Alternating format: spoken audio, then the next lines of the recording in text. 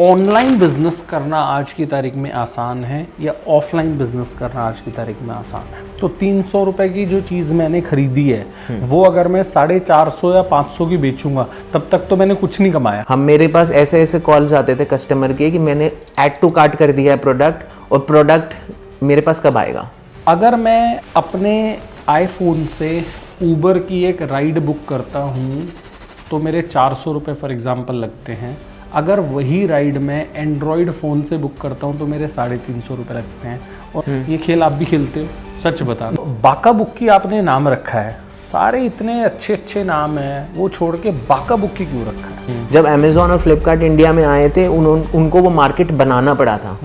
उस समय में ई कॉमर्स बोल के कोई मार्केट नहीं था, उन्होंने मार्केट बनाया। मेरे को अगर चूज करना हो अमेज़ॉन, फ्लिपकार्ट, मिंत्रा हो गया, टाटा क्लिक हो गया, अगर मेरे को एक पोर्टल चूज करना हो इनमें से तो कौन सा चूज करूं? नटवर भाई, मेरे को अपने बिजनेस के लिए पैसे चाहिए। मेरे 11 स्टोर्स हैं कुर्बत के, चल रहे हैं ठीक ठाक, ऑफलाइन बिजनेस है।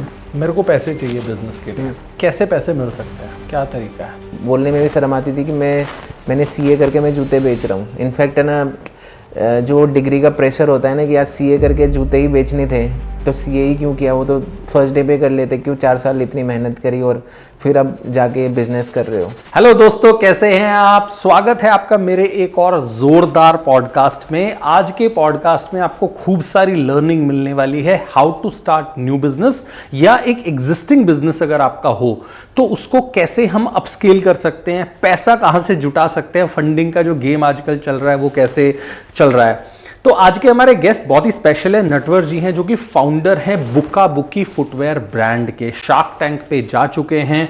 अब इनसे हम इस गेम को समझेंगे कि कितने पैसे से शुरू कर सकते हैं बिजनेस, और अगर पैसा नहीं भी है तो कैसे बिजनेस शुरू कर सकते हैं। Natwar ji, thank you so much for coming to this podcast. Thank you Rahul ji, thank you for hosting me. You welcome.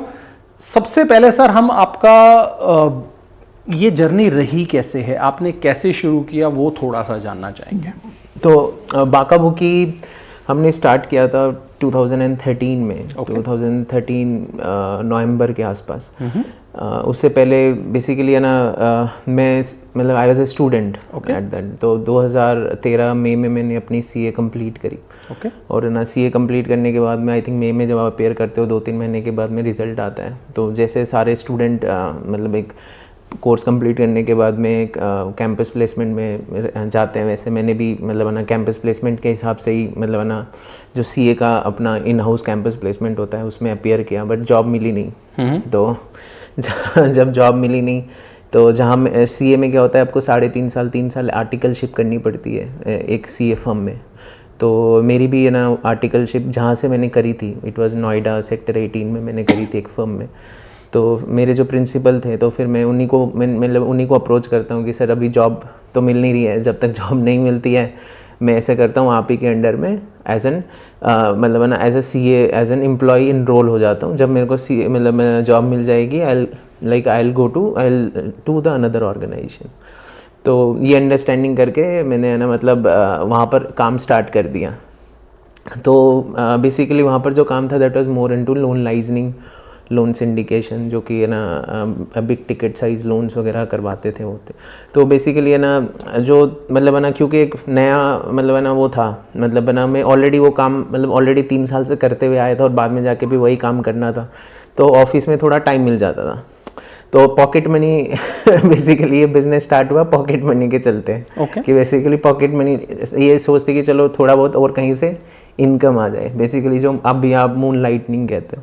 तो बेसिकली है ना एक pocket money, extra pocket money की सोच पे एक्चुअली उस समय में e-commerce market was as a very nascent stage. मतलब ईबे ट्रेडर्स वगैरह हुआ करता था उस समय में, ना अमेज़ॉन था ना फ्लिपकार्ट था, कोई नहीं था। तब हमने जब स्टार्ट किया तो जब मेरी पहले महीने की सैलरी आई, मेरे को अभी भी याद है, मेरी 50,000 रुपये पहले महीने की सैलरी थी। तो वो जो 50,000 रुपये की सैलरी आई वो हम चले गए करोल बाग से जूते खरीद के ले आए। तो करोल बाग से जूते खरीद के ले आए और फिर हम चले गए ट्रेडर्स के ऑफिस। ट्रेडर्स बोल के कंपनी हुआ करती थी, शायद अभी बंद हो गई, गो आई बीबो की हुआ करती थी, गुड़गांव में ही है उनका ऑफिस। तो हम उनके ऑफिस गए और उनको जूते दिखाए कि ये जूते and we want this product to be listed in your website. Traders बोल के एक मार्केट प्लेस हुआ करता था उस समय। ओके। और ईबे में हमने सेल्फ, क्योंकि वो तो सेल्फ लिस्टिंग का था सारा कुछ, सेल्फ एक्सप्लेनेटरी लिस्टिंग होती थी उस पर, तो हमने वो लिस्ट कर दिया। तो जैसे हमने लिस्ट किया ट्रेडर्स में और है ना ईबे में, तो थोड़े थोड़े ऑर्डर आने लग गए, दो चार ऑर्डर आने लगे। तो हमें लगा यार ये तो चलो ठीक है फिर से बिकेंगे, फिर से ले आएंगे फिर से उसमें कुछ पैसे बच जाएंगे। मतलब ना मतलब आइडिया, ओवरऑल आइडिया इतना ही था कि मतलब चलो ये साइड बाय साइड कर लेते हैं। तो बेसिकली है ना मतलब ना पहले कुछ जो मतलब ना 50,000 रुपये से जो जूते खरीदे थे वो कुल मिला के 50 से 60 मतलब है ना जो पेयर्स आए थे टोटल मिला के, जो मेरे हिसाब से 50-60 तो नहीं थे, आई थिंक 100 या 150 पेयर्स थे। तो वो हमने ना चर्न आउट कर लिए थे आई थिंक एक हफ्ते के अंदर अंदर। तो उसके बाद में फिर हम गए ग्रुपॉन में। तो जो ग्रुपॉन था, Groupon was into deal business, जैसे सैलून वगैरह का डील्स वगैरह करते थे। तो when we went to their office they were doing mostly services. तो हमने उनको जाके बोला कि आप सर्विसेज तो ऑलरेडी कर रहे हो, लेट्स डू प्रोडक्ट ऑल्सो, कि आपको डील में हम we can provide you a good like fashionable shoes where you can list them as a deal and then you can get a good sale through out of it। तो हमने जब ग्रुपॉन में list किया तो वही जो वहाँ से जो सेल हुआ था पहले 50,000 के, वो दूसरी बार जो हम जूते खरीद के लाए वो हमने सारे ग्रुपॉन में लिस्ट कर दिए। तो 2 घंटे 2.5 घंटे के अंदर अंदर सारे जूते बिक गए वो ग्रुपॉन में। देन उनको रियलाइज़ हुआ कि यार ये तो मतलब है ना काफ़ी अच्छा क्लिक कर रहा है, हम तो अभी सर्विसेज कर रहे थे, लेट्स डू प्रोडक्ट ऑल्सो। तो उन्होंने भी प्रोडक्ट स्टार्ट किया, हमारे लिए भी it was a turn around point. तो हमने फिर वो चीज़ को रोटेट किया, उनसे ये कन्विंस किया कि आपका जो पेमेंट साइकिल है वो 7-8 दिन का है उसको आप हाथों हाथ कर दो, so that we get more money. Because हमारे पास तो कुल मिला के वो 50,000 वो बन के 60,000 हो गए होंगे या 70,000 हो गए होंगे उसमें से जो पैसे कमाए थे। तो उसको रोटेट करते गए। तो मेरे को याद है 9 महीने या 10 महीने के अंदर अंदर हमने मतलब कुल मिला के पूरे मतलब ये ई कॉमर्स में लगभग 9-10 महीने में मेरे हिसाब से 40 से 50 लाख रुपए की सेल रोटेट कर ली, मतलब बना करके। और है ना जब मैंने ये बिज़नेस स्टार्ट किया था दिसंबर 2013 में, तो मार्च या अप्रैल 2014 में मैंने ये जॉब मतलब फिर छोड़ दी, क्योंकि वो फिर दोनों चीज़ मैनेज नहीं हो पा रहा था 3-4 महीने के अंदर अंदर। तो वहाँ से फिर हमने फुल फ्लेज बाका बुकी को स्टार्ट किया। तो basically it was like it was started as a side hustle, but वो फिर फुल फ्लेज बिजनेस में कन्वर्ट हो गया। तो उसके बाद से जो बाका बुकी है वो it is like completely into footwear brand. तो फिर हमने स्टार्ट किया, then we are the first few sellers to be onboarded on Amazon, we are the first few sellers to be onboarded on Flipkart. हम फ्लिपकार्ट को तब से cell कर रहे हैं जब फ्लिपकार्ट का ऑफिस दरियागंज में हुआ करता था। ओके। काफ़ी कम लोगों को मालूम है कि फ्लिपकार्ट का पहला ऑफिस दरियागंज में था, और वहाँ से हम फ्लिपकार्ट के साथ हैं। इनफैक्ट अमेजॉन जब इंडिया में आया था, we were the first few sellers to be onboarded on Amazon, और वहाँ से हमने जर्नी देखी है। तो बेसिकली हमने जर्नी वहाँ से देखी है जब एक ऑर्डर का फुलफिलमेंट का टाइम 15 से 20 दिन हुआ करता था। अगर कोई बंदा केरला से ऑर्डर कर रहा है तो उसकी डिलीवरी होती थी टाइम लेंस 12 से 15 दिन, और आज की डेट में हम लोग इस स्टेज में बैठे हैं जहाँ पर डिलीवरी होती है 10 से 15 मिनट में। तो वो पूरी जर्नी हमने बाका बुकी के थ्रू देखी है ई कॉमर्स की। Wonderful, right, great. तो अमेजॉन को थोड़ी देर के लिए पकड़ के रख लेते हैं, और युवा बहुत सारा है जो अमेजॉन पे बिजनेस करना चाहता है। तो आप क्योंकि एक लाइव बिजनेस करे बैठे हैं, करीब 100 करोड़ रुपए का आपका एनुअल रेवेन्यू भी है, तो आई थिंक आप बहुत कंफर्टेबल पोजीशन में हो ये क्वेश्चंस आंसर करने के। तो अगर मुझे लेट से अमेजॉन पे फुटवेयर्स बेचने हैं, मेरे पास लेट से 90,000 रुपए हैं, क्या मैं कर सकता हूँ? आराम से कर सकता हूँ। मुझे जीएसटी चाहिए होगा?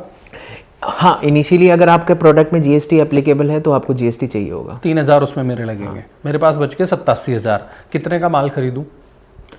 वो आपको डिपेंड करता है बेसिकली प्रोडक्ट क्या है। Okay. सबसे पहली बात है, पहले तो फुटवेयर्स में लेट्स से स्पोर्ट शूज, वो मेरे को बेचना है, तो 87,000 के पूरे स्पोर्ट शूज खरीद लूँ या और भी कोई खर्चा आएगा? नहीं, खर्चा तो और कुछ नहीं आएगा। Okay. अगर अमेजॉन लेड, अगर आपको सिर्फ अमेजॉन में प्रोडक्ट लाइव करने हैं तो बेसिकली आप खुद से लाइव कर सकते हो। आप खुद से है ना लिस्टिंग वगैरह भी सारा कुछ तैयार कर सकते हो। All self help. In fact photo भी आजकल आप मोबाइल से करके एडिट कर सकते हो। काफ़ी सारे एआई टूल्स वगैरह आते हैं जैसे कि आप उसे वाइट बैकग्राउंड, अमेजोन की बस ये रिक्वायरमेंट है कि कोई भी फुटवेयर, अगर फुटवेयर स्पेसिफिक में बात करूँ तो एक पर्टिकुलर जो फर्स्ट इमेज होती है वो फेसिंग टूवर्ड्स लेफ्ट होना चाहिए और 45 डिग्री का एंगल होना चाहिए and it should be a pure white background. बस यही रिक्वायरमेंट है अमेजोन की। अगर वो क्राइटेरिया आप फुलफिल करते हो तो आपका इमेज पास हो जाती है। तो आप ना मोबाइल से इमेज क्लिक करके उसको प्योर वाइट बैकग्राउंड करके काफ़ी सारे टूल्स के थ्रू आप कर सकते हो। आप खुद भी उसको प्रोडक्ट को लाइव कर सकते हो अगर आपको मतलब फ्रूगली बिजनेस रन करना है। ठीक है, तो 90,000 रुपए मेरे पास है, 3,000 रुपए सीए को दे दिए जीएसटी अप्लाई करने के लिए, 87,000 के मैं फुटवेयर्स ले आया करोल बाग गफार मार्केट में जाके, खुद से फोटो खींचा, खुद से उसका एडिटिंग करा और अमेजोन पे लिस्ट कर दिया, बिजनेस आना शुरू हो जाएगा। कर सकते हैं, हमने ऐसे ही स्टार्ट किया। हमने अपना मेरा जो DSLR कैमरा था उससे फोटो क्लिक करके लाइव किए। उस टाइम ब्रदर कंपटीशन शायद ऑनलाइन वर्ल्ड में कम था। अब तो बहुत ज्यादा है। अब तो बुक्का बुक्की मेरे को जीने देगा? नहीं, वो चीज़ है, बट द थिंग इज कि हाँ ये चीज़ है कि फुटवेयर एज एन होल अगर काफ़ी सारी कैटेगरीज अगर आप मानो तो मतलब बहुत ज़्यादा कंपटीशन हो चुका है अभी ऑनलाइन स्पेस पे। हाँ। ये मैं एग्री करता हूँ, बट द थिंग इज कि ऐसा नहीं है कि कंपटीशन से मतलब आपको नुकसान है। कंपटीशन अगर है then that gives validity to that industry. Okay. जब हमने स्टार्ट किया था उस समय में गिने चुनिंदा सेलर्स थे। Okay. There was trust issue, market size बहुत छोटा था, कस्टमर खरीदते थे और रिटर्न कर देते। इनफैक्ट कस्टमर को ऑर्डर ही नहीं करना आता था। हम मेरे पास ऐसे ऐसे कॉल्स आते थे कस्टमर के कि मैंने ऐड टू कार्ट कर दिया है प्रोडक्ट और प्रोडक्ट मेरे पास कब आएगा। कैन यू इमेजिन दैट कि कस्टमर ने ऐड टू कार्ट कर दिया और कस्टमर ने अपनी मतलब डिलीवरी एड्रेस वगैरह तक नहीं की और कस्टमर का फोन आता है कि मेरा जूता कब आएगा मेरे को। तो हम उसे बताते थे कि आपने ऐड टू कार्ट कर दिया, अब प्रोसीड टू चेकआउट करो, अपने एड्रेस डिटेल फिल करो, COD में लेना है तो COD करो और ना वो करना है तो वो करो। फिर कस्टमर को ये भी पेन पॉइंट था कि मैं कैश ऑन डिलीवरी मतलब 90-95% ऑर्डर कैश ऑन डिलीवरी लगते थे उस समय में। कस्टमर के पास मोड ऑफ पेमेंट नहीं हुआ करता था, डेबिट कार्ड क्रेडिट कार्ड की पेनिट्रेशन नहीं थी बिल्कुल भी मार्केट में। किसी के पास मतलब इतने ज़्यादा मोड ऑफ पेमेंट नहीं हुआ करते, UPI बिल्कुल नहीं थी, UPI भी नहीं थी। तो मोस्टली कैश ऑन डिलीवरी, और वो भी जब कस्टमर के पास 15 दिन के बाद या 10 दिन के बाद जूता पहुंचता था, कस्टमर बोलता था कि पहले मेरे को जूता दिखाओ फिर मैं पैसे दूंगा। या फिर मेरे को तो ट्रस्ट ही नहीं होता, क्या पता इसके अंदर कुछ और निकल गया, और अगर वो भी सही जूता मिल भी गया तो मेरे को फिट नहीं आ रहा, मेरे को कलर नहीं समझ में आ रहा, इसको रिटर्न करो, रिप्लेस करो। At that time there was another struggle जो कि अब शॉर्ट आउट हो चुका है। तो जब वो कंपटीशन इंक्रीज हुआ, एक इंडस्ट्री स्टैब्लिश हो चुकी, आज मोस्ट ऑफ द इंडिया को मालूम है they do online shopping and they knew the process. उनको मालूम है कि मैं शू मंगाऊंगा, मेरे को है ना मोस्टली समझ में आ जाएगा, इमेजेस भी उस हिसाब से होती है, डिस्क्रिप्शन ऐसा होता है कि अब जो रिटर्न रेट है, कस्टमर का जो एक्सेप्टेंस रेट है वो काफ़ी इंक्रीज हो चुकी है।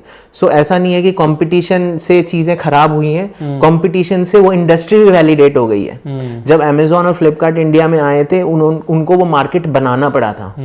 उस समय में ई-कॉमर्स बोल के कोई मार्केट नहीं था, उन्होंने मार्केट बनाया। अब वो मार्केट बना हुआ ऑलरेडी अभी ऑलरेडी है, and now what you can do is now you can use it in your favor. Still अगर आप इंडिया में देखो तो ओवरऑल जो इंटरनेट पेनिट्रेशन है, जो कि इंटरनेट यूजर्स आर, दैट है ओनली 7 to 8%। अगर चाइना में देखो इट इज अराउंड 44-45% है। So we have long distance to go through it. मतलब अगर आप ये जर्नी देखोगे तो अभी इंडिया में जो मतलब है ना ई-कॉमर्स की मतलब है ना जो वेव है वो इनफैक्ट अभी आई ही नहीं है, it is just an start. But लोगों को लगता है कि हम काफी आगे आ चुके हैं, बट द थिंग इज कि अभी बहुत कुछ आना बाकी है ई कॉमर्स में। नटवर भाई, अभी जैसे हम ये पॉडकास्ट कर रहे हैं ना, तो बहुत सारे लोग जो इस वीडियो को देख रहे हैं, बहुत सारे तो मेरे रेगुलर फॉलोअर्स होंगे, सब्सक्राइबर्स होंगे, कुछ नए आए होंगे। वो पता है कमेंट में क्या लिख रहे होंगे, तुम लोग करे बैठे हो इसलिए फालतू की बातें कर रहे हो, 90,000 में कुछ नहीं होता है अमेजोन पे। कमेंट्स ऐसे वाले मत लिखना भाई, पूरा पॉडकास्ट देख लेना। अच्छा, अभी तक ना सब्सक्राइब नहीं करा है तो सब्सक्राइब कर लेना। बुक्का बुक्की अच्छा ब्रांड है फुटवेयर्स का। अच्छा, एडवर्टीजमेंट नहीं कर रहा हूँ, बेचने की कोशिश नहीं कर रहा हूँ, लेकिन बताए क्यों बता रहा हूँ, ताकि आपको पता लगे कि जो गेस्ट यहाँ पे बैठे हैं ना, वो काम धंधे करे बैठे हैं, 100 करोड़ का साल में धंधा कर रहे हैं, बड़ी टीम बना रखी है, वेयर हाउस बना रखा है, पूरा इकोसिस्टम बना रखा है। तो जो भी हम बात कर रहे हैं ना भाई, ये थॉट थ्रू करके और ग्राउंड रियलिटी की बात कर रहे हैं। हम दोनों लोग व्यापारी हैं, आप भी बुक्का बुक्की बिजनेस रन कर रहे हो, मैं भी थोड़ा ठीक ठाक कुर्बत के रिटेल आउटलेट्स रन कर रहा हूँ। तो जो भी हम बात बता रहे हैं ना भाई, ये सही बातें हैं। तो बहुत सारे तुम पॉडकास्ट देखते होगे जिसमें तुम जाके कमेंट लिखते होगे हवाबाजी है, ये हवाबाजी नहीं है, सही बात कर रहे नहीं है नटवर भाई। राइट 90,000 में एक्चुअली करा जा सकता है, करा जा सकता है, बट हाँ सब चीज़ की एक लिमिटेशन होती है। हाँ। सब चीज़ का एक करने का तरीका होता है। हाँ। आप 90,000 फंड को कितने बेस्ट यूटिलाइज करके उस पर कितना ROI निकाल सकते हो वो आपके ऊपर डिपेंड करता है। ऐसे तो 90 लाख रुपए भी सफिशिएंट नहीं है और ऐसे 90,000 से भी रन कर सकते हो। जब हमने स्टार्ट किया था बैक इन 2014-15 में, तो उस समय भी 50,000 वाज वेरी मोडेस्ट अमाउंट। उस समय के में भी ऐसा नहीं था कि 50,000 बहुत बड़ा अमाउंट। हाँ, हम कोई 1857 की बात थोड़ी कर रहे हैं, हम लोग 10 साल पहले की 10 साल पहले की बात कर रहे हैं। तो उस समय भी 50,000 रुपए को ज्यादा नहीं होते थे। It was like 1 month salary. तो वहां से बिल्ड किया है ना बिजनेस, तो बिल्ड हो सकता है। But the only thing is कि एग्जीक्यूशन और आप का जो रेजिलियंस है वो थोड़ा सा मतलब अच्छा होना चाहिए। वंडरफुल नटवर भाई, 90,000 मेरे पास थे, रिकैप कर देता हूँ। 3,000 मैंने GST वाले CA को दे दिया, 87,000 का मैं करोल बाग से या जहाँ पे भी जिस सिटी में भी मैं हूँ, क्योंकि मैं दिल्ली में हूँ, गुड़गांव में हूँ, तो मैं करोल बाग की बात कर रहा हूँ। वहाँ से मैं 87,000 रुपये के जूते ले आया, मैंने फ़ोटो खींच लिए, सबके एडिट कर दिए और सारे अमेज़ॉन पे लिस्ट कर दिया। अब अमेज़ॉन पे मेरे पास ऑर्डर आ गया। ऑर्डर प्रोसेसिंग सिस्टम क्या रहेगा, मेरे को दूसरे स्टाफ की ज़रूरत पड़ेगी, कौन कौन से मटेरियल्स की ज़रूरत पड़ेगी, एक बार बता दो। 90,000 के स्केल में आपको कोई एम्प्लॉय की नटवर भाई मेरे को ऐसा बता देना कि इस पॉडकास्ट के बाद ना उन सही में 90,000 रुपए में ना मैं फुटवेयर का ब्रांड आपका कॉम्पिटिटर बन जाऊं उस तरीके से। डेफिनेटली जो मेरे पास जितनी नॉलेज है मैं बेस्ट पॉसिबल मैनर से एक्सप्लेन करता हूँ प्लीज। तो बेसिकली ये है कि at 90,000 scale as an at a 90,000 capital you do not need any employ. Okay, आपको एम्प्लॉय हायर करने की कोई जरूरत नहीं है। आप खुद ही 1 मैन आर्मी की तरह काम करो और उसके बाद में आप ये करो कि जो भी आपके ऑर्डर लगे, अगर मतलब आपके पास ऑर्डर आते हैं आप खुद से उसे पिक एंड पैक कर सकते हो। बस आपको एक चाहिए होगा सिस्टम, कंप्यूटर और एक चाहिए होगा आपको प्रिंटर। ओके राइट, आप है ना उसमें प्रिंट करो और है ना उसके बाद में है ना लेबल प्रिंट करो, शू निकालो, पैक करो और उसके बाद में उसे डिस्पैच कर दो। और मतलब आपको डिस्पैच करने के लिए भी लॉजिस्टिक्स आपको खुद नहीं करना, अमेज़ॉन का खुद का लॉजिस्टिक्स और कुरियर सिस्टम होता है। अच्छा, तो वो आपके यहाँ पर घर पे आएंगे। जो भी आप, और है ना आपको कोई रेंट में स्पेस भी नहीं लेना। अच्छा, मतलब आप है ना अपने घर से भी स्टार्ट कर सकते हो। ठीक है, अगर आप वहां से अगर आप स्टार्ट करो, प्रोवाइडेड आपको GST नंबर मिल जाए। अगर आपको GST नंबर, सपोज करो कि आपके घर के पीछे में एक बैकयार्ड है, वहां पर आपने GST रजिस्टर करवा रखा है, वो तो सब मिल जाएगा नटवर भाई। इंडिया है, इंडिया में गांधी जी बोलते हैं। हाँ, तो वो अगर आपके बैकयार्ड में अगर आपके पास GST नंबर है तो आप अपना ऑनलाइन बिजनेस पीछे बैकयार्ड से भी स्टार्ट कर सकते हो। तो वहां पर पिकअप लेने के लिए आएगा और वहां से डिस्पैच हो जाएंगे। वंडरफुल। प्रिंटर कितने का आएगा? प्रिंटर आएगा आई थिंक 10,000 रुपये। 10,000 का। तो मेरी इन्वेस्टमेंट 87,000 से घट के 77,000 होगी, क्योंकि 10,000 का मेरे को प्रिंटर भी लेना है। ऐसे तो कंप्यूटर भी लेना है आपको। कंप्यूटर तो यार फिर भी मेरे घर में है प्रिंटर नहीं है। हाँ, तो प्रिंटर लेना है तो 10,000। लैपटॉप तो मेरे पास, मेरी भाभी के पास लैपटॉप है, तो शुरू में मैं वो यूज कर लूंगा। तो 77,000 रुपए के जूते मेरे को खरीदने हैं। 77,000 में कितने जोड़ी जूते आ जाएंगे ढंग के बेचने के?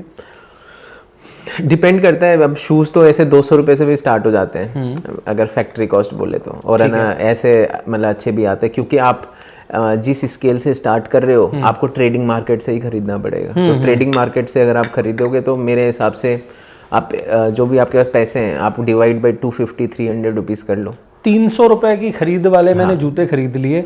सेट आता है 5 पीस का, तो 1,500 रुपए का एक सेट आ गया।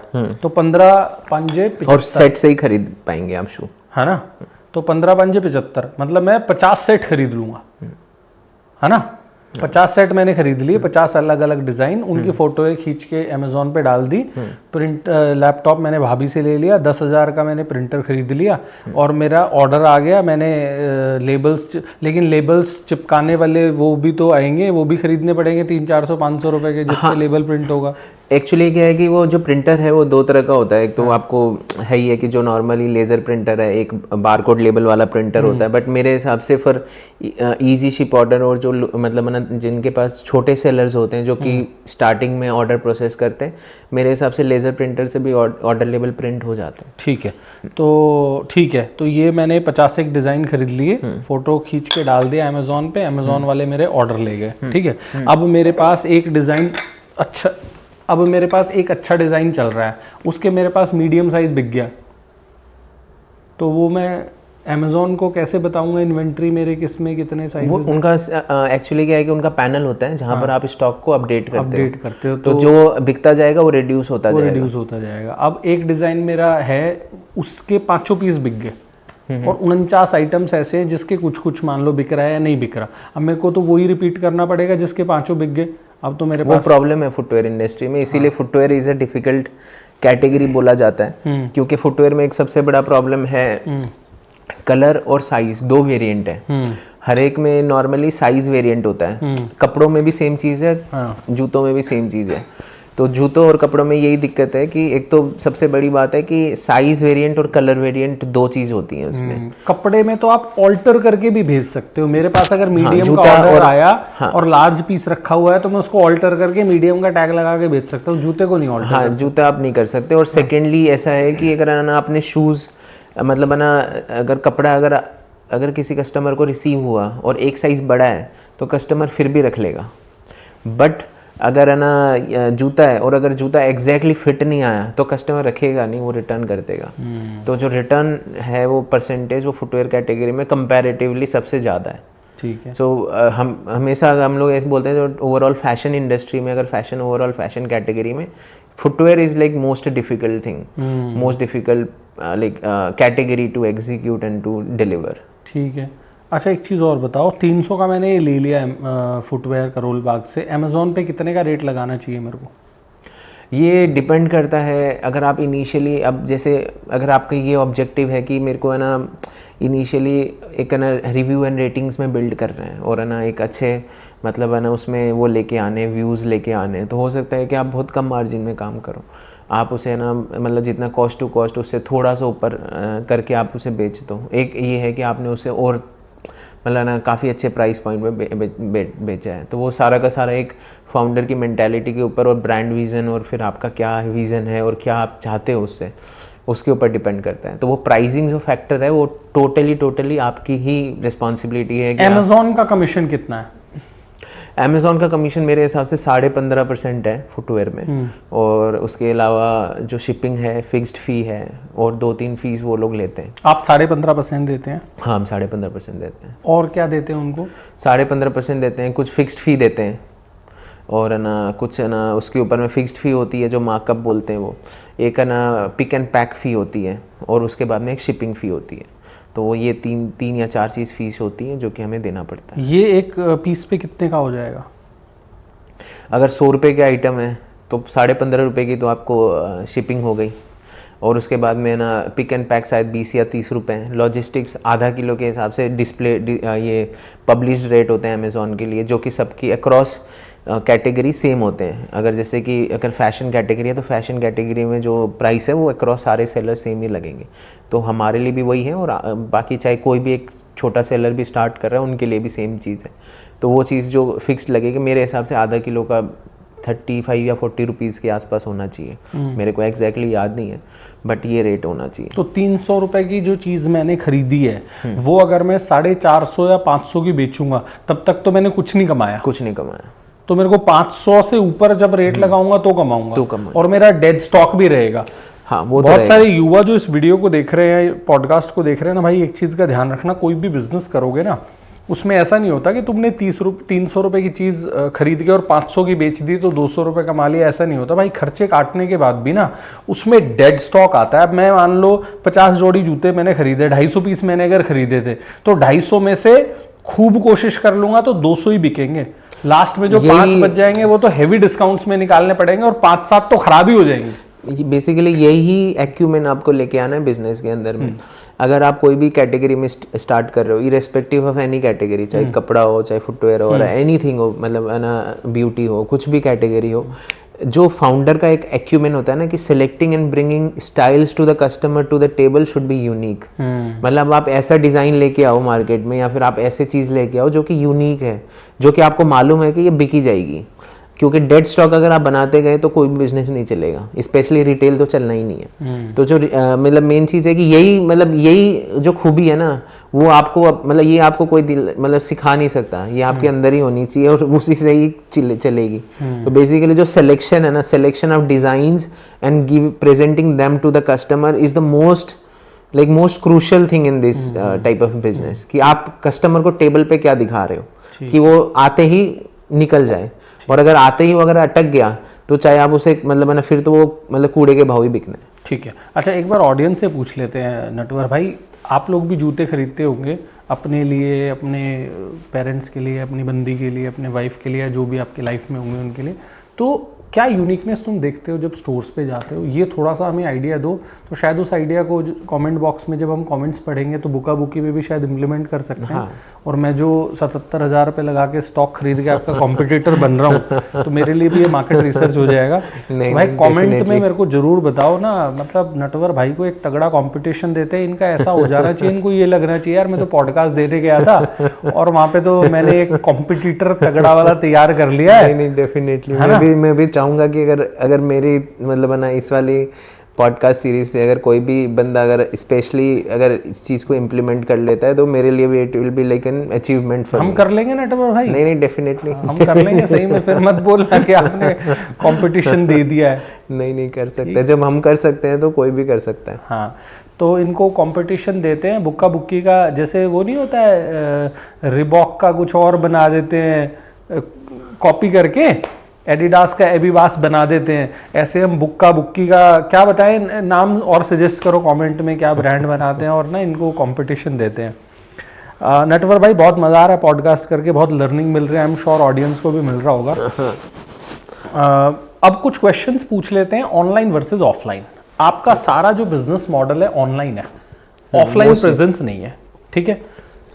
क्या ऑफलाइन स्टोर्स होना, आपने सोचा है ऑनलाइन स्टोर खोलने का?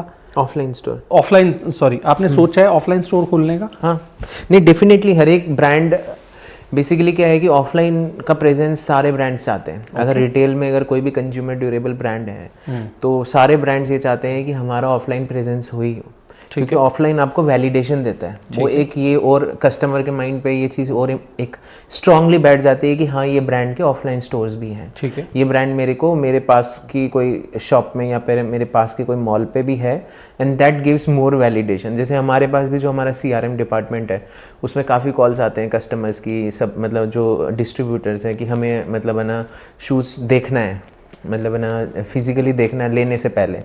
तो ऑफलाइन आने का हमारे लिए भी एक मतलब हमारे लिए भी एक बड़ा प्रोजेक्ट है, और डेफिनेटली इन 2025 हम मतलब ना we have plan to open few stores to test the waters कि कैसा जाएगा। Although online and offline total ही डिफरेंट मतलब है ना चीज़ें हैं, और जो चीज़ ऑनलाइन चल जाती है हो सकता है वो ऑफलाइन ना चले, और हो सकता है जो ऑनलाइन मतलब है ना आप अच्छे से कर पा रहे हो उतना अच्छे से आप ऑफलाइन ना कर पाओ, because all together total spectrum ही अलग है। बिल्कुल। बट हाँ ये चीज़ है कि जब हमने ऑनलाइन रोल आउट किया तो कस्टमर का जो हमने डिज़ाइंस और जो हम कस्टमर से फीडबैक लेते हैं वो हमें टोटली एकदम पॉजिटिव मिलता है। हम हर एक चीज़ में NPS ट्रैक करते हैं, NPS नेट प्रमोटर स्कोर होता है, तो हम कॉन्स्टेंटली मॉनिटर करते हैं कि हमारा जो NPS स्कोर है इट शुड बी अबव 70, जो कि क्वालिटी प्रोडक्ट का कंफर्ट हो गया, प्रोडक्ट की डिलीवरी हो गई, प्रोडक्ट की पैकेजिंग हो गई, प्रोडक्ट की ड्यूरेबिलिटी हो गई। इनफैक्ट हम डिलीवरी के 15 से 20 दिन के बाद कस्टमर से फीडबैक लेते हैं कि आपको जूता कैसा लगा, कंफर्ट में कैसा है, लॉजिस्टिक्स कैसा था, पैकेजिंग कैसी थी, मतलब ओवरऑल शूज़ के एक्सेसरीज़ कैसे थे, जैसे कि लेस हो गया या फिर आईलेट्स हो गए, उसमें कोई प्रॉब्लम तो नहीं है, सोल पे कोई प्रॉब्लम तो नहीं है, इन सॉक्स में कंफर्ट कैसा है। तो वो सारे ओवरऑल कैटेगरी में लेके फिर हम एक पॉइंटर के एक इवैल्यूएटिंग चार्ट बनाते हैं, तो उससे हम मेज़र करते हैं कि हाँ कस्टमर को शूज़ और हमारी सर्विसेज में सेटिस्फैक्शन मिल रहा है।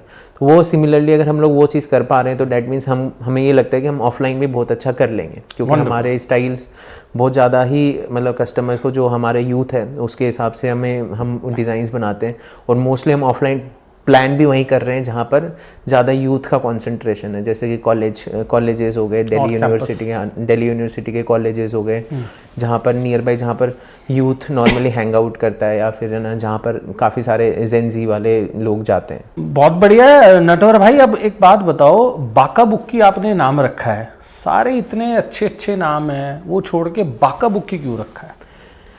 तो बेसिकली ये वाला क्वेश्चन मेरे को आई थिंक सारे इवेंट्स और है ना पॉडकास्ट में मतलब ना मिलता है, because it is very unique name, कि सो दैट कि जब भी कहीं हम जाएं एटलीस्ट हमें ये क्वेश्चन तो जरूर मिले कि नाम क्यों रखा है. And that was the reason in shark tank also, कि इनफैक्ट शार्क टैंक में भी सबसे पहले आई थिंक 2-3 क्वेश्चन के बाद में यही क्वेश्चन था कि बाका बुकी नाम कहाँ से आया.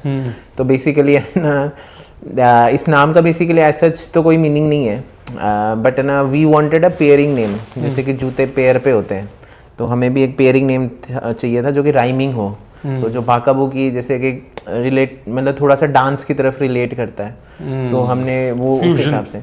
और ना एक और रीज़न था, जब हमने बिजनेस स्टार्ट किया था उस समय बहुत कम ब्रांड हुआ करते थे, और है ना मतलब हैंडफुल ऑफ ब्रांड होते थे मेरे हिसाब से. जब हमने स्टार्ट किया उसमें 7-8 ब्रांड होते थे ऑनलाइन, जो ऑनलाइन सेल करते थे. तो जो ब्रांड ए से स्टार्ट होता था उसको पहली रैंकिंग मिलती थी, बी से जो स्टार्ट होता था उसको सेकंड मिलती थी. तो हमें वैसा चाहिए था. तो हमने भी उस समय उतना ही सोचा था कि यार ये बाद में जाकर ब्रांड्स इंक्रीज होंगे या फिर ई-कॉमर्स इतना इवॉल्व हो जाएगा, को किसको मालूम था. तो हमने वैसे सोचा कि चलो एक ऐसा नेम सोचते हैं जो कि that will start from B. तो जो सिंक्रोनाइजेशन है वो उस हिसाब से होएगा. बट मेरे हिसाब से अब वो चीज़ तो बिल्कुल भी रेलिवेंट नहीं है. इसका मतलब भी है कुछ बाका बुकी का? नहीं, ऐसा तो कोई मीनिंग नहीं है. ऐसा नहीं है, ठीक है. वैसे मतलब इसी तरह के नाम चाहिए, क्योंकि जितना नाम यूनिक होता है ना उतना ही ज़्यादा आपको SEO एडवांटेज मिलता है.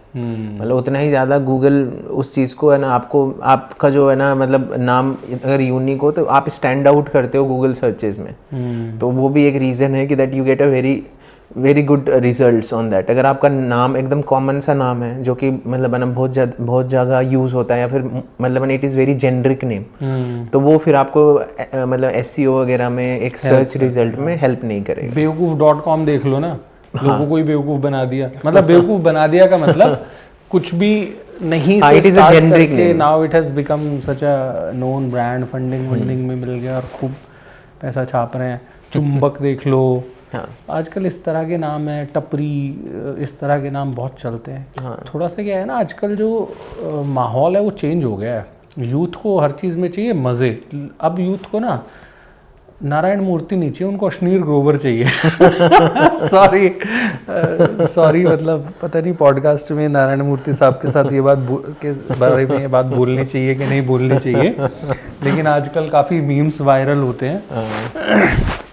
अभी उन्होंने 58 करोड़ का घर खरीदा.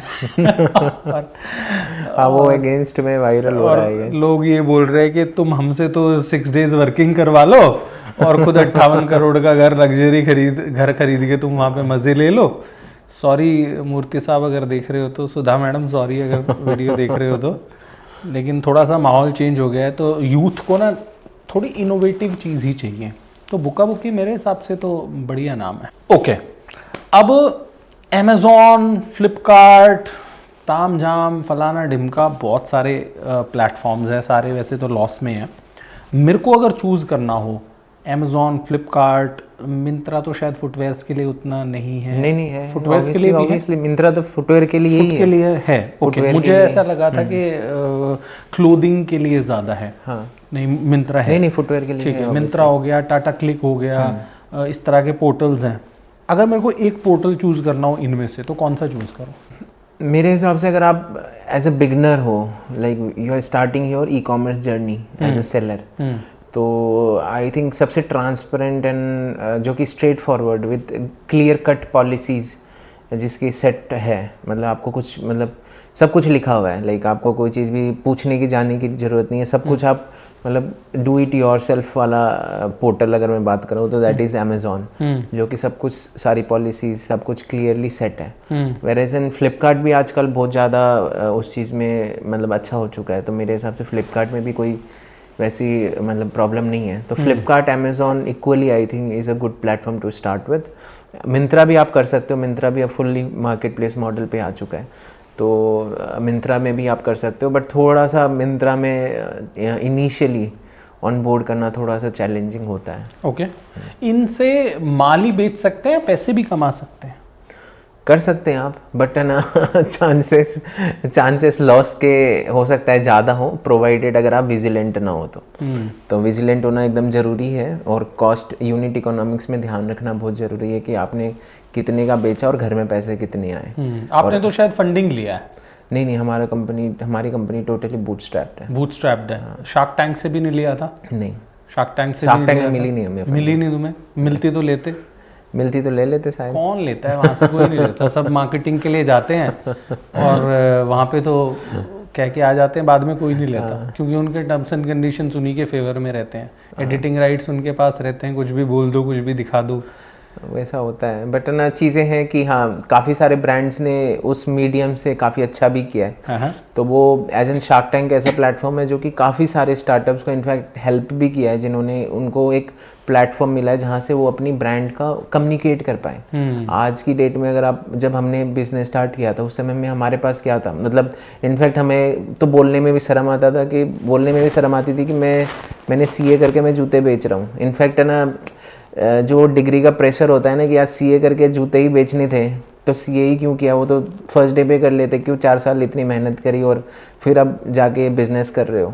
सो what is the use of that degree? So that becomes a very compelling question back then in 2014। आज के पेरेंट्स तो फिर भी समझ जाएंगे कि नहीं, स्टार्टअप है, मतलब है ना, मतलब इतने सारे, शार्क टैंक का एक शो आता है जहाँ पर आप देखते हो, आप सीखते हो, पेरेंट्स भी साथ में देखते हैं। इनफैक्ट पेरेंट्स तो काफ़ी सारे, अब मैं सुन रहा हूँ कि बोलते हैं कि यार तू ये इस मतलब ना, तेरा फ्रेंड स्टार्टअप कर रहा है, तू कब कुछ कर रहा है, जॉब में क्या रखा हुआ है। तो बैक जब हमने स्टार्ट किया था उस समय में job was more prominent. In fact मेरे को याद है, I was not married eight that time, जब यहाँ मैं इंदिरापुरम में रहता था यहाँ पर, तो बेसिकली हमें इनफैक्ट फ्लैट नहीं मिलता था, being from A business background, क्योंकि स्टार्टअप था, पैसे थे नहीं घर खरीदने के लिए, राइट। तो अगर मैं बिजनेस बैकग्राउंड से, तो हमें रेंट पे घर नहीं मिलता था। नटवर भाई, मेरे को अपने बिजनेस के लिए पैसे चाहिए। मेरे 11 स्टोर्स हैं कुर्बत के, चल रहे हैं ठीक ठाक, ऑफलाइन बिजनेस है, अभी ऑनलाइन नहीं कर रहे हैं। मेरे को पैसे चाहिए बिजनेस के लिए, कैसे पैसे मिल सकते हैं, क्या तरीका है? फंडिंग की हिसाब से फंडिंग चाहिए तो बेसिकली, मतलब ऐसे तो फंडिंग नहीं मिलती, जो कि मार्केट में अभी काफ़ी आप सुनने को मिल रहा होगा कि that funding is very easy. आज की डेट में फंडिंग मिल जाती है। ओके। तो वो चीज़ें वैसी नहीं रही। ओके। मतलब है ना, अभी जिस समय हम पॉडकास्ट रिकॉर्ड कर रहे हैं, तो बेसिकली है ना, ये चीज़ है कि फंडिंग मिल जाती है, आसान भी है, बट द थिंग इज़ कि आपका आइडिया और एग्जीक्यूशन स्किल्स भी उतनी ही अच्छी होनी चाहिए।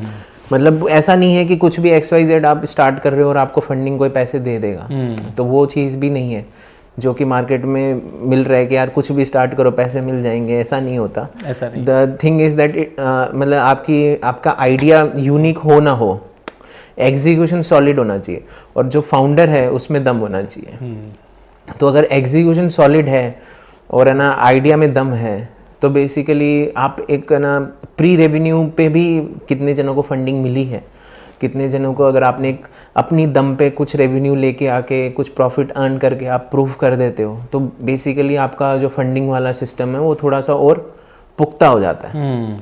बट पैसा लेने के लिए भी पैसे लगते हैं। हाँ। युवाओं को ऐसा लगता है, बहुत सारे लोगों के, कि मेरे पास तो आइडिया है, मेरे को कोई 5 करोड़ दे देगा और मैं बिजनेस बना लूंगा। नहीं, आइडिया इंपॉर्टेंट नहीं है। हाँ। आइडिया बिल्कुल भी इंपॉर्टेंट नहीं है, क्योंकि आइडिया सबके पास है। हाँ, आइडिया मोस्टली, मतलब आपको कितनी बार ऐसा लगेगा कि यार ये एक ऐसा बिजनेस आ गया मार्केट में, ये आइडिया तो मेरे पास 5 साल पहले ही आ गया था। हाँ। बट मैंने किया नहीं, अब ये आइडिया ऐसा आ गया और ये देखो कितना बड़ा बिजनेस बन गया। हाँ। राइट, ऐसा होता है मोस्टली केसेस में। हाँ। कि यार ये जो ये बंदा कर रहा है, ये तो मैंने 5 साल पहले ही सोच लिया था। हाँ। बट मैंने किया नहीं। हाँ। तो जब तक आपने कुछ किया नहीं, तब तक उस आइडिया का कोई वैल्यू नहीं है। तो बेसिकली जो आइडिया का वैल्यू तब है जब आपने उसको अच्छे से एग्जीक्यूट किया हो। अगर आपने एग्जीक्यूट ही नहीं किया, तो वो जो आइडिया आपके पास हो या 10 जन के पास हो, उससे कोई फर्क नहीं पड़ता। It is more about execute. और आज की डेट में जब मैं कोई भी, जैसे काफ़ी जन से ये क्वेश्चन सुनता हूँ कि जब आपने स्टार्ट किया footwear industry, it was like a very competitive market. अभी भी फुटवेयर बहुत ज़्यादा कंपटीशन है। पहले हमने स्टार्ट किया उस समय तो ऑनलाइन में सिर्फ 7-10 सेलर हुआ करते थे, अब तो मेरा 70,000 सेलर है।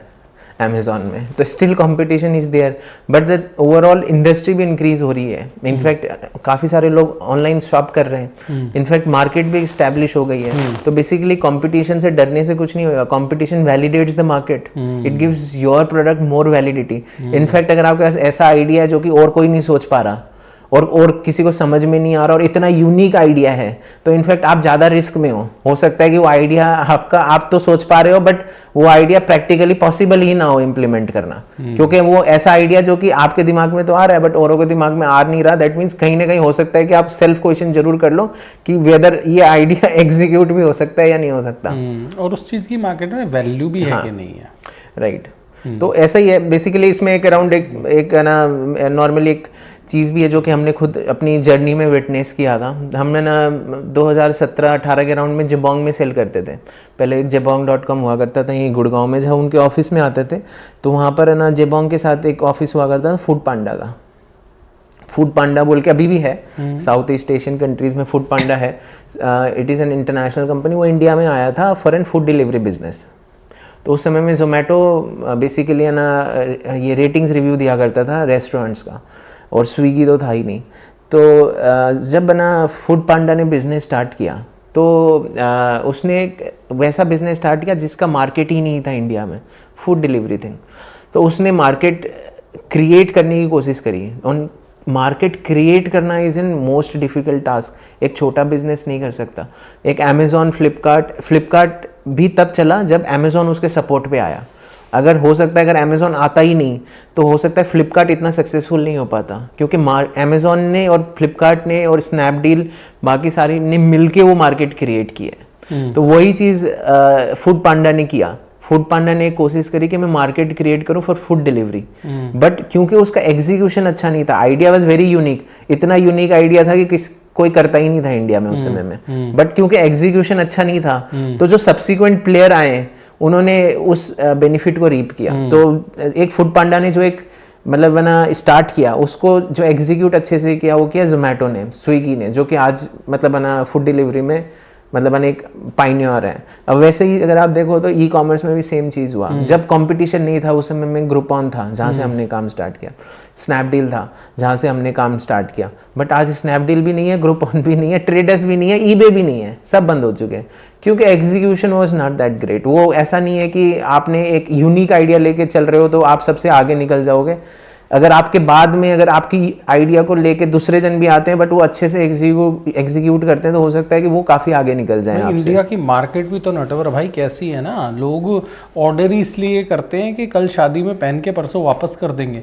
मतलब I was reading an article, US का जो मार्केट है और इंडिया का मार्केट है ना बिल्कुल ही अलग है। हाँ। मतलब हम लोग इतने, पता नहीं कहूँ कि ना कहूँ, लेकिन हम लोग ना इतने बेशर्म हैं कि अगर मेरे को पता है कि मेरे को एक ही बार पहनने के लिए कोई चीज़ चाहिए, हम उसको ऑर्डर ही रिटर्न करने के इंटेंट से करते हैं। ऐसा डेवलप्ड कंट्रीज में नहीं है, कम है। हाँ, वहाँ पे ये होता है कि यार जब वो जेन्युइन कंसर्न होता है ना तभी रिटर्न करते हैं। वो ये समझते हैं कि जो वो सेलर है ना he is one of us. India में तो हम एक दूसरे को काटने में ही लगे हुए हैं। वो लोग ही नहीं समझ पा रहे कि मान लो नटवर भाई आप जूते बेच रहे हो, मैंने आपके वेबसाइट पे ऑर्डर करा, 70 रुपये आपको वो पीस भेजने के लगे, 80 रुपये पीस मंगवाने के लगे, फिर एक्सचेंज करके 70 रुपये फिर से भेजने के लगे, 220 रुपये लग गए ना। वो 220 रुपये कोई तो पे कर रहा है, मैं नहीं पे कर रहा, अगला कस्टमर पे कोई ना कोई तो पे कर रहा है। तो ये जो हमारे हाथ में अमेज़ॉन ने या दूसरे ब्रांड्स ने झुंझुना दे दिया है ना जिसको हम बजाए जा रहे हैं, हम ये नहीं सोच रहे कि जो जितना कंफर्टेबली हम ये एक्सचेंज और रिटर्न कर रहे हैं हमारी पॉकेट से ही जा रहे हैं पैसे। नहीं, वो चीज़ तो है ही है, वो है। अभी तो फिर भी कस्टमर एब्यूजेस बहुत कम हो गए, बट ना आज से कोविड से पहले या फिर कोविड के मतलब ना 2021 के आसपास में कस्टमर एब्यूजेस बहुत हुआ करते थे। बट अब धीरे धीरे जो अभी अगर मैं आज की बात करूँ तो ट्रेंड चेंज हो रहा है। अब ना कस्टमर फिर भी थोड़े से अच्छे ऑनेस्ट होने लग गए हैं, they are placing on order और रख भी रहे हैं। There are many honest customers also जो कि इनफैक्ट प्रीपेड पे करके मंगाते हैं, या फिर है ना दिनों की लाइक है ना प्रीपेड मोड ऑफ पेमेंट भी बहुत एक्सेप्टेंस यूज़ हो गया बिकॉज ऑफ द UPI और वो चीज़ें। तो धीरे धीरे ये कम तो हो रहा है, बट हाँ अभी हमारे पास अगर हम वेस्टर्न वर्ल्ड से कंपेयर करें तो अभी भी बहुत ज़्यादा गैप है। Great. जो कि हमें मतलब है ना उस चीज़ में करना है, क्योंकि यहाँ पर ही इंडिया ही, आई थिंक इंडिया या फिर कुछ और, I think South East Asian countries या फिर मिडिल ईस्ट है जहाँ पर COD चलता है। अगर वेस्टर्न कंट्रीज में बोलो तो COD बोल के कुछ होता ही नहीं है। So it is only prepaid orders, no COD। But ना हाँ, बट द थिंग इज़ कि हाँ, जो कि हम, क्योंकि in India we started e-commerce very late. We started in I think 2010 के बाद में जो ई-कॉमर्स की वेव आई है इंडिया में, तो then we have still like अभी बहुत लंबा सफ़र है ई-कॉमर्स का, जो कि इंडिया में आना है। वंडरफुल। नटवर भाई, आपको कंपटीशन देने के लिए मैं बुक्का बुक्की का कंपटीशन बना रहा हूँ, ब्रांड बना रहा हूँ मैं। अब मेरे को आप ये बताओ कि मुझे मैन्युफैक्चरिंग करना चाहिए या ट्रेडिंग ही करना चाहिए? शुरू में मैं कितने से शुरू कर रहा था? 77,000 से शुरू कर रहा था, लेकिन साल भर में मान लो मेरा 7,70,000 इन्वेस्टमेंट करूँगा, उतना पैसा मेरे पास आ जाएगा, फिर 1 साल बाद 77 लाख हो जाएगा। तो क्या मुझे मैन्युफैक्चरिंग करना चाहिए? अगर करना चाहिए तो कौन से स्टेज पे करना चाहिए, या ट्रेडिंग ही करूँ, ला के बेचता रहूँ जूते? नहीं, अगर आपके पास कैपिटल कॉन्स्टेंट है तो मैन्युफैक्चरिंग तो हो ही नहीं सकती। और मैन्युफैक्चरिंग के लिए फुटवेयर केस में मैन्युफैक्चरिंग में अच्छी खासी कैपिटल इन्वेस्टमेंट चाहिए होती है। एंड सेकेंडली मैन्युफैक्चरिंग और सेलिंग इज़ टोटली डिफरेंट। अगर आप कोई ई-कॉमर्स में सेल कर रहे हो, दैट मीन्स आप रिटेल कर रहे हो, आपका रिटेल का धंधा है। तो एक रिटेल का धंधा और एक मैन्युफैक्चरर दोनों सेम नहीं हो सकता कभी भी। That is a different ecosystem. Manufacturer का काम मैन्युफैक्चर करना है और रिटेलर का काम रिटेल करना है। तो बेसिकली अगर आप रिटेलर हो, आप ई-कॉमर्स में सेल कर रहे हो, तो you can only do retailing. आप मैन्युफैक्चरिंग करके रिटेलिंग नहीं कर सकते। तो वो दोनों एक सेपरेट, फिर आप दो अलग अलग बिजनेसेस बना रहे हो। तो बेसिकली है ना, ई-कॉमर्स में आप तभी मतलब ना अच्छा कर पाएंगे if you are a pure retailer. And एक आपका विजन है to create a brand on a long term basis. Brand आजकल क्या है ना कि सब कुछ तुरंत की आदत है कि 1 साल में ब्रांड बना दिया, 2 साल में। चीज़ें टाइम लेती हैं। कोई चीज़ है जो कि मतलब बना ऐसा नहीं है कि मतलब ओवर द पीरियड 1 साल 2 साल में हो जाती है। एक अच्छा ब्रांड बनाने में टाइम लगता है। और अगर आप एक बहुत छोटे मोडेस्ट अमाउंट से स्टार्ट कर रहे हो तो फिर डेफिनेटली वो टाइम और लंबा हो जाएगा। तो अगर आपको एक मतलब ना स्टार्ट ट्रेडिंग से ही होता है कोई भी चीज़, बट धीरे धीरे you can convert that into a brand. Okay. तो एक स्लो एंड स्टीडी जर्नी है, जो कि आज की जनरेशन थोड़ा सा फास्ट पेस पे कि सब कुछ 1 साल में हो जाए, 2 साल में हो जाए, वो चीज़ें कुछ केसेस में पॉसिबल होती हैं। बट वो मतलब है ना, that is only 1 part of the total businesses. जो 99% ऑफ द बिजनेसेस हैं उनकी जर्नी ऐसा ही होती है, स्लो एंड स्टेडी वाली। वंडरफुल। धीरे धीरे करके करें। और मैन्युफैक्चरिंग करने की ज़रूरत ही नहीं है। लोग मैन्युफैक्चरिंग कैपेसिटी के साथ बैठे हुए, उनकी कैपेसिटी को यूज़ करो, उनके एक्सपर्टीज़ को यूज़ करो, वाइट लेबलिंग करके बेचो। फोकस जो है, हाँ, वाइट लेबलिंग एक है ना बिगिनर के लिए ठीक है। बट वाइट लेबलिंग जब आप एक अच्छे स्टेज में ग्रो कर जाते हो तो वाइट लेबलिंग फिर मतलब आपको स्केल नहीं देती। ओके। बिकॉज फिर आपको प्रोडक्ट को आइडेंटिफिकेशन भी चाहिए, आपको ब्रांडिंग एलिमेंट भी ऐड करना है, एक मार्केट से डिफरेंट चीज़ें भी बनानी है, तो वो फिर लेटर ऑन आती है। बट हाँ, अगर जिस स्टेज में हम लोग बात कर रहे हैं उसके लिए डेफिनेटली वाइट लेबलिंग चलेगी। ठीक है। तो शुरू में मैं क्या करूँगा, आपको कंपटीशन देने के लिए करोल बाग से जूते खरीदूंगा, फ़ोटो खींच के अमेज़ॉन पे अपने ब्रांड का नाम लगा के बेच दूंगा। ये तो पहले मैं करूँगा। सेकंड स्टेज में मैं क्या करूँगा, मैं अपना वाइट लेबलिंग करवाऊंगा कि जूते पे अपने ही नाम लिखें, वो सारा करवाऊंगा। ये सेकंड फेज़ हो जाएगा। तीसरे फेज़ में मैं क्या करूँगा, एक डिज़ाइनर हायर करूँगा, तो वो डिज़ाइन करेगा जूते और मैं किसी फैक्ट्री में उसको मैन्युफैक्चर कराऊँगा अपने लोगों के साथ। इस स्टेप के बाद आगे मैं मैन्युफैक्चरिंग स्टेप में नहीं जाऊँगा। हाँ, यही पॉइंट है अपना। ठीक है, तो हम मैन्युफैक्चरिंग नहीं करेंगे। अब एक चीज़ बताओ नटवर भाई, क्या ऑनलाइन बिजनेस करना आज की तारीख में आसान है या ऑफलाइन बिजनेस करना आज की तारीख में आसान है? दुकान खोलूं या अमेज़ॉन पे बेचूं या अपनी वेबसाइट पे बेचूं? अच्छा, इसके बाद नेक्स्ट क्वेश्चन भी बता देता हूं। मैं आपसे पूछने वाला हूं कि आपकी जो टोटल सेल है उसमें से कितना प्रोपोर्शन अमेज़ॉन से आता है, कितना आपकी वेबसाइट से आता है। इस क्वेश्चन को पार्क कर लेते हैं।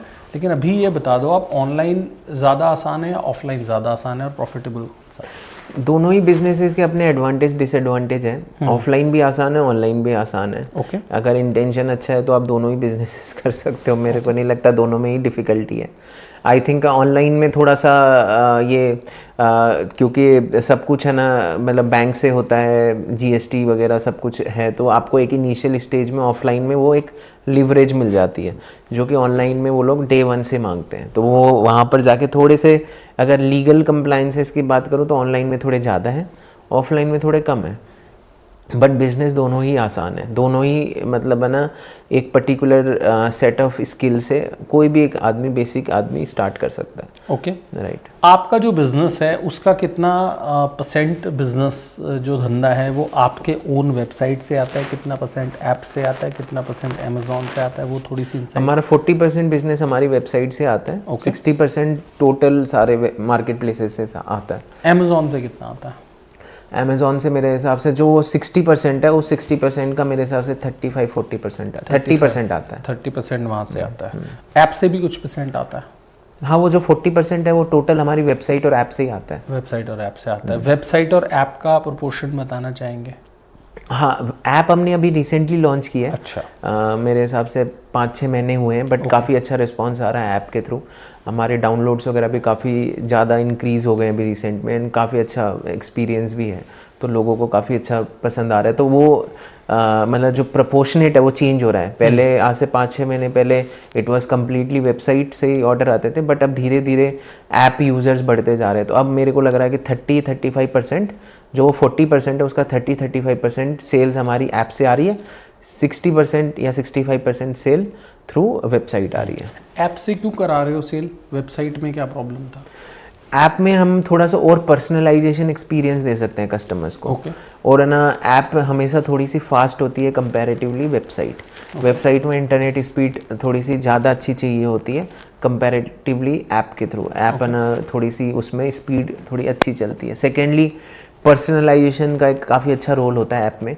अगर आप हमारा ऐप डाउनलोड करते हो तो हम है ना, एटलीस्ट आपको है ना, जैसे कि आपने जूते वगैरह स्क्रॉल करे और आपने वो ऐप में जूते वगैरह देखें, तो हम आपको जो आपकी पसंद है उसको देखते हुए जूते सजेस्ट कर सकते हैं फ्यूचर में, और वो जूते और अच्छे से दिखा सकते हैं। मतलब आपके जो पसंद है वो हम और अच्छे से बेहतर जान सकते हैं। तो वो जो मैट्रिक्स और एनालिटिक्स है वो ऐप में थोड़ा अच्छा मिलता है। तो जो पर्सनलाइजेशन एक्सपीरियंस है, पर्सनलाइज्ड एक्सपीरियंस जो है, that is more better in mobile app than in website. ठीक है।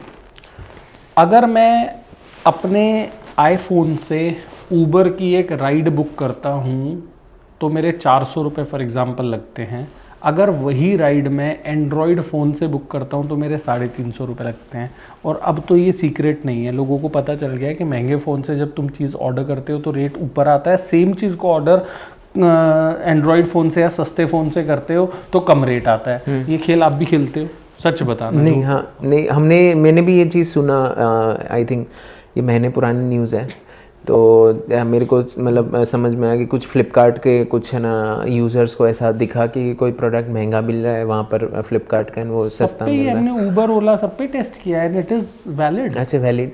But in our case it is not like that, because हमारे केस में क्या है कि basically we are in recent app implementer. हमने 5 महीने पहले ही ऐप लॉन्च किया। बड़े खिलाड़ी गड़बड़ कर रहे हैं। तो हमने तो 5 महीने पहले ही ऐप लॉन्च किया है। और सेकेंडली हमारे एंड्रॉयड यूज़र बेस ज़्यादा है इंडिया में मोस्टली। मतलब है ना, अगर आप कोई भी सेक्टर ले लो, एंड्रॉयड का यूज़र बेस हमेशा ज़्यादा है, एप्पल का यूज़र बेस कम है। तो हमारा around like 70% user base is Android and 30% is Apple users. तो मोस्टली क्या है कि हमारी अभी भी शॉपिंग है ना वेबसाइट से होके फिर ऐप पे जाती है। तो हम नॉर्मली, हमारा जो प्राइसिंग है वो स्ट्रक्चर ऐसा रहता है कि it is very much similar. In fact अगर हमारा प्राइसिंग ऐसा है कि अगर अमेज़ॉन में भी खरीदेंगे तो भी सेम प्राइस, फ्लिपकार्ट में खरीदेंगे तो भी सेम प्राइस, हमारी वेबसाइटें खरीदेंगे तो भी सेम प्राइस, ऐप में खरीदेंगे तो भी सेम प्राइस। और अगर हम आगे ऑफलाइन स्टोर लॉन्च करेंगे, अगर ऑफलाइन स्टोर में भी जो प्राइस अगर ऑनलाइन होगा वही प्राइस ऑफलाइन में मिलेगा। प्राइस पैरिटी रहना तो एकदम फॉरमोस्ट एक ब्रांड की जिम्मेवारी है, और वो चीज़ हम डेफिनेटली निभाते हैं। ग्रेट। आप मुझे नहीं पता कैमरे पे बताना चाहोगे कि नहीं बताना चाहोगे, आपके कॉग्स कितना % रहते हैं? आप कोई चीज़ 2000 की बेच रहे हो ऑन अमेजोन या आपके वेबसाइट पे, उसका परचेज प्राइस क्या रहता है? अगर नहीं बताना तो इट इज़ ओके, ये सीक्रेट रहते हैं कंपनीज के, तो नहीं बताना। हाँ नहीं, बेसिकली हमारे ना कॉग्स वेरी करते हैं from product to product and ना डिज़ाइन टू डिज़ाइन। बेसिकली हम है ना मतलब ना प्रोडक्ट की प्राइसिंग टूवर्ड्स प्रोडक्ट की परसीवनेस के हिसाब से करते हैं। तो ऐसा नहीं है कि है ना हमारा कॉग्स कांस्टेंट है, कॉग्स वेरी करते हैं ऑन एन एवरेज। बाकी का जो एवरेज कॉग्स है हमारा प्रोडक्ट का थोड़ा हाई है, क्योंकि हम एज एन जो हमारा शार्क टैंक का अगर आपने एपिसोड देखा होगा तो उसमें यही कहा गया था कि आपका कॉग्स तो बहुत ज़्यादा है, मतलब आप है ना मार्केटिंग में तो कुछ खर्च ही नहीं कर रहे हैं।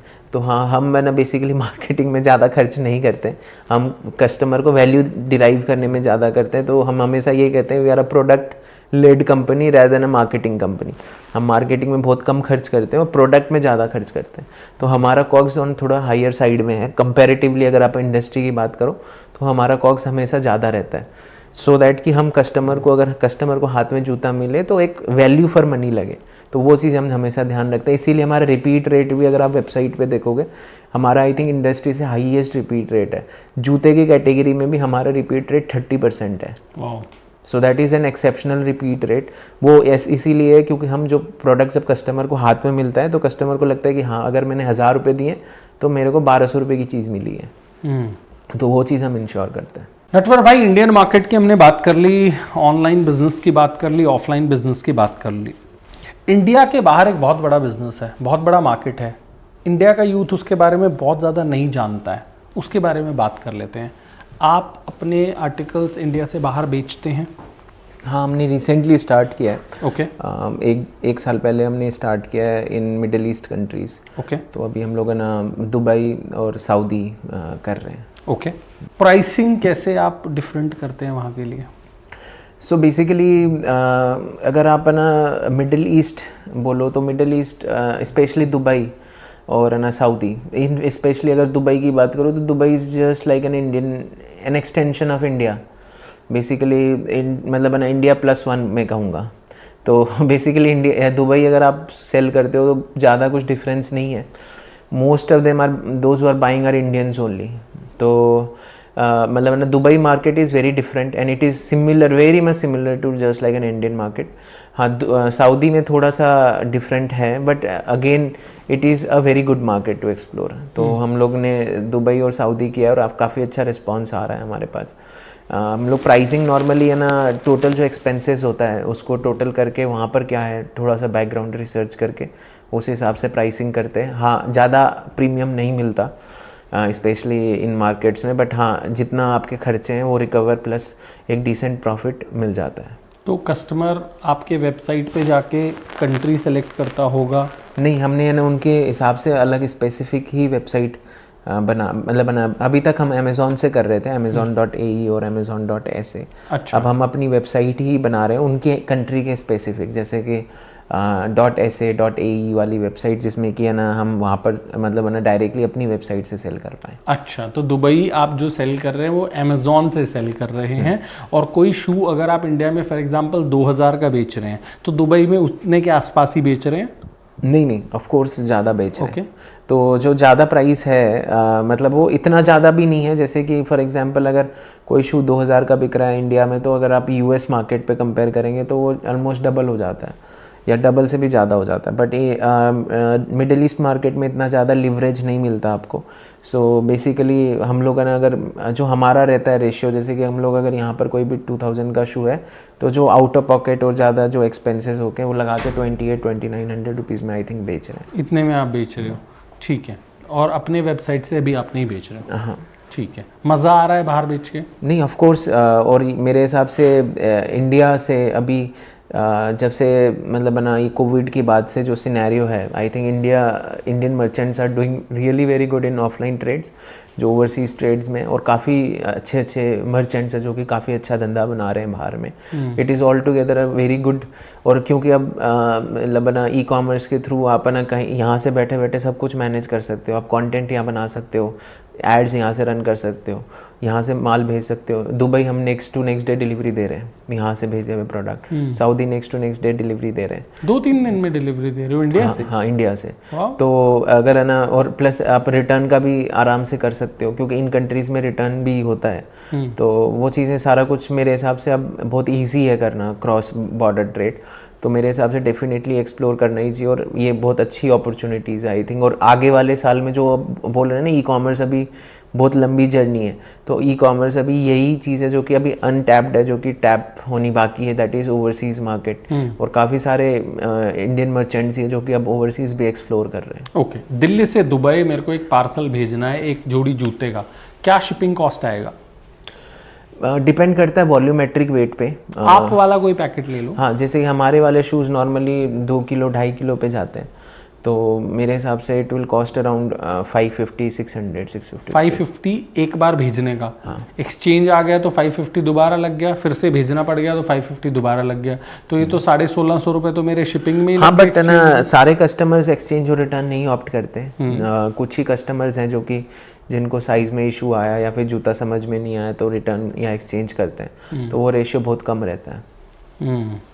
तो जो आप 2000 वाला चीज़ जो इंडिया में हम बेच रहे हैं वो दुबई में आप 2800 में इसलिए बेच रहे हो क्योंकि 500-550 रुपये तो शिपिंग का लग रहा है, एक्स्ट्रा लग रहा है. लेकिन फिर वो डरहम्स का भी तो, करेंसी का भी तो बहुत बड़ा डिफरेंस है ना इंडियन रुपीज़ के कंपैरिजन में. तो 2800 में करके तो बहुत, कैसे करेंसी कन्वर्जन कैसे मैनेज कर रहे हैं? तो जो करेंसी कन्वर्ट है वो तो दिरहम्स में जा रहा है ना. हाँ. फॉर एग्जांपल अगर मैं 2900 का सेल कर रहा हूँ तो उसको आप कन्वर्ट कर दो दिरहम्स में. लेकिन वो दिरहम्स में जब आप उसका प्राइस कंपेयर करेंगे फॉर एग्जांपल दुबई करेंसी के हिसाब से, तो वहाँ के रेट से बहुत कम नहीं हो जाएगा कंपैरिजन? नहीं, फुटवेयर में नहीं है because there is an lot of competition there. Okay, competition भी तो बहुत ज़्यादा है. Dubai market is like very much approachable and very easy to do business. तो मेरे हिसाब से बहुत सारे ब्रांड्स हैं जो कि ऑलरेडी दुबई में कर रहे हैं. सो it is very much competitive market. तो प्राइस से बहुत लोग कर रहे हैं. ऑल राइट, वंडरफुल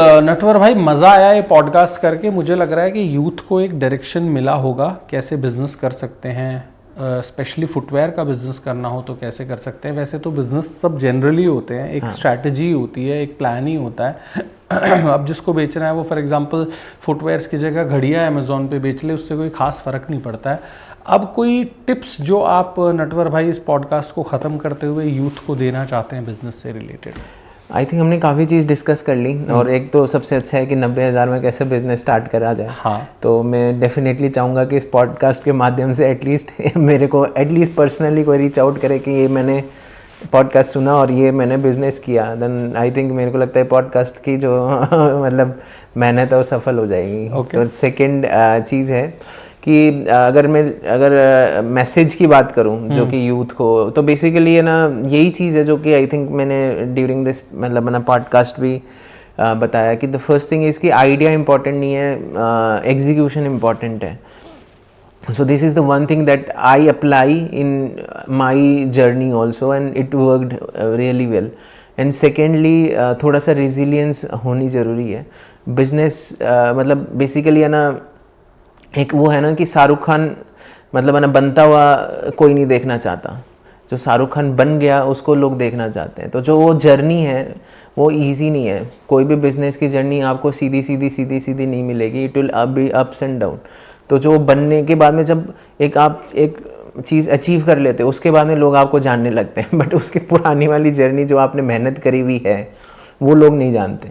तो वो चीज़ आपकी मतलब कोई भी स्टार्टअप में वो आएगी. ऐसा कोई भी नहीं है बिजनेस जो कि एकदम स्ट्रेट फॉरवर्ड हो जाता है. इंडियन मार्केट में अगर आपको करना है, हाँ, although Indian market is very good market क्योंकि इतना बड़ा मार्केट है आपको सब कुछ के लिए. इनफैक्ट छोटे से छोटी कैटेगरी भी बड़ा से बड़ा मार्केट साइज़ है. बट द थिंग इज़ कि स्टिल अगर है ना मतलब है ना उसमें अप्स एंड डाउन तो आएंगे ही आएंगे. तो वो चीज़ ये है कि आप है ना अगर किसी बिजनेस एंटरप्रेन्योर की या फिर कोई स्टार्टअप फाउंडर की जर्नी देके आपको टेम्पटिंग होता है कि यार इसने तो ये बना लिया, ये कर लिया, बट उसके पीछे जो बेसिकली है ना मतलब है ना जो मेहनत है, जो मतलब है ना वो चीज़ वो इम्पॉर्टेंट है एक, मतलब देखना। तो वो चीज़ अगर आप है ना मतलब समझ पाते हो और वो चीज़ अगर आप करते हो एंड तो मेरे हिसाब से वो चीज़ें आपको हमेशा दिमाग में रखनी चाहिए। And the third is like you should be able to do things as soon as possible। मतलब क्योंकि मैंने अपने बिजनेस स्टार्ट किया, मेरे पास कुछ भी नहीं था लूज़ करने के लिए। हद से हद क्या होता, 1-2 महीने की सैलरी ख़राब हो जाती। 50,000 रुपये से बिज़नेस स्टार्ट किया था, हो सकता था वो 50,000 रुपये जीरो हो जाते। बट मेरे पास फिर भी बहुत लंबा मेरा करियर था, नहीं होता तो मैं जॉब कर लेता या फिर कुछ और बिज़नेस कर लेता। बट द थिंग इज़ कि आपने अगर जल्दी स्टार्ट किया, जितना जल्दी आप स्टार्ट करते हो आपके पास उतना ही लंबा एक रनवे होता है मतलब ट्राई करने का। बट अगर आप एक स्टेज तक पहुंच जाते हो उसके बाद में आप करते हो तो डेफिनेटली आप बिजनेस तो कोई भी स्टेज में रन कर सकते हो, एज की कोई लिमिट नहीं है, आप कभी भी कर सकते हो। बट जो आपको एडवांटेज सबसे अर्ली मिलता है वो एडवांटेज उस समय में नहीं मिलेगा। तो वो आप जितना जल्दी स्टार्ट कर सकते हो उतना जल्दी स्टार्ट करें, नंबर 1। नंबर 2 इज़ एग्जीक्यूट आप प्रॉपरली करें। एंड नंबर 3 कोई भी बिजनेस की जर्नी को पूरा तरह से इवैल्यूएट करें। अब मैं काफ़ी सारे कॉलेजेस में जाता हूँ तो वहाँ पर लोग देखते हैं कि मतलब सोचते हैं कि मैं भी अब 1-2 साल में करूँगा एंड मैं भी वो चीज़ बन जाऊँगा, I will go to Shark Tank and then I will pitch, मेरे को फंडिंग मिल जाएगी और हम ग्रो कर लेंगे। But it is not like that, it is not as simple as that.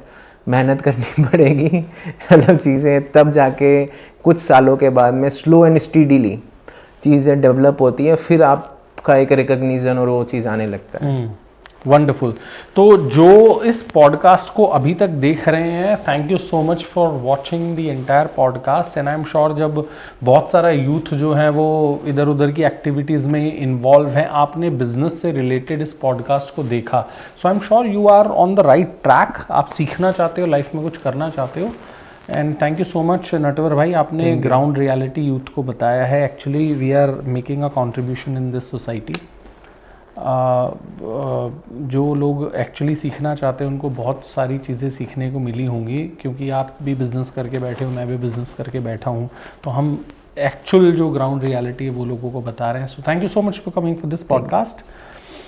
Stay tune for more podcast. अगर अभी तक सब्सक्राइब नहीं किया है तो भाई उस बटन पे क्लिक कर देना, ताकि हमारे और भी जो पॉडकास्ट है वो आपको देखने को मिले। डिस्क्रिप्शन में आपको हम अपने प्रोफाइल के लिंक्स दे रहे हैं, वहाँ पे आप जाके फॉलो कर सकते हैं। Thank you so much, take care.